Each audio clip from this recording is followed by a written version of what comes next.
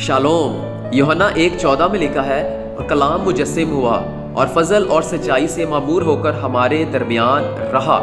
यूनानी जुबान के लफ्ज़ रहा स्कैनोसन का मतलब है कि उसने हमारे दरमियान हैमा लगाया, यानी खुदा खालिक नूर फजल और सच्चाई से मामूर होकर हमारे दरमियान हैमा जन हुआ।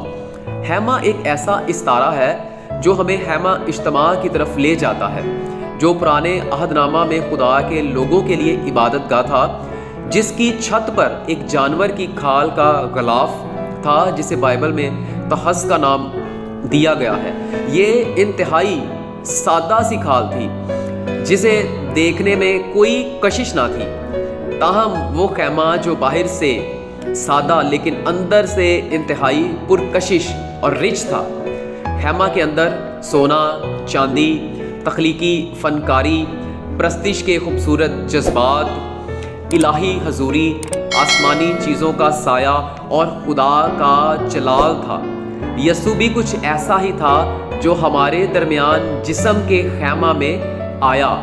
वो बाहर से इतना आम और सादा था कि उसकी पहचान करवाने के लिए यहूदा अस्करियोती को उसे बोसा देना पड़ा, लेकिन अंदर खुदा का जलाल फजल और सच्चाई की मामूरी मोहब्बत की खुशबू शिफा का ख़जाना पाकीज़गी की खूबसूरती की इंतहा।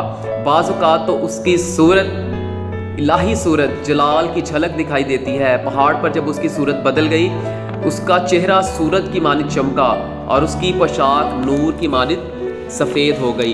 कलाम मुक़द्दस में लिखा है कि उसमें हिकमत और मार्फत के सब खजाने पोशीदा हैं और उसमें अलहुयत की सारी मामूरी मुजस्सिम होकर सुकूनत करती है। खैमा इज्तिमा और यसू मसीह में बहुत सी बातें आपस में मुमासलत रखती हैं। नंबर 1, पुराने अहदनामा में खैमा इज्तिमा आर्जी था, एक जगह से दूसरी जगह मुंतकिल होता रहता था। यसू का इंसानी खैमा भी ज़मीन पर 33 साल आर्जी रहा और मसीह मुसलसल एक जगह से दूसरी जगह इंजील की मुनादी के लिए हरकत में रहे। नंबर 2, खैमा इज्तिमा के पाक तरीन मकाम में कफ़ारागाह थी जिस पर जलाल के करूबी साया करते थे। वहाँ पर खुदा का जलाल और उसकी हजूरी रहती थी। यसू में अलूहियत की सारी मामूरी मुजस्सम होकर सुकूनत करती थी। उसमें जलाल था जिसकी बाबत यूहन्ना कहता है, हमने उसका ऐसा जलाल देखा जैसा बाप के इकलौते का। नंबर 3, खैमा इज्तिमा वो जगह थी जहाँ खुदा इंसान से मुलाकात करता था। यसू वो जगह है जहाँ खुदा इंसान से मिलता है, वही गुनाहगारों की कफ़ारागाह है। उसने कहा कि राह हक और ज़िंदगी मैं हूँ, कोई मेरे वसीले के बगैर बाप के पास नहीं आता।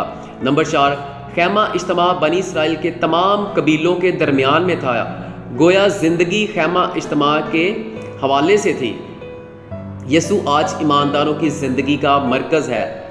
उसने कहा, जहाँ 2 या 3 मेरे नाम से जमा हो, मैं उनके बीच में मौजूद हूँ। नंबर 5, खैमा इज्तिमा वो जगह थी जहाँ कुर्बानियाँ चढ़ाई जाती थीं।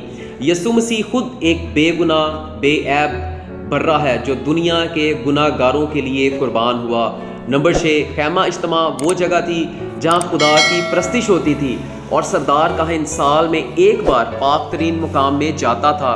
यसू ऐसा खैमा है जिसके ज़रिए हम हमेशा खुदा की पाक तरीन हजूरी में आकर उसके नाम के वसीले से प्रस्तिश करते हैं। कैसी खूबसूरत बात है कि यसू मसीह फजल और सच्चाई से मामूर होकर हमारे दरमियान खैमा जन हुआ। आमीन।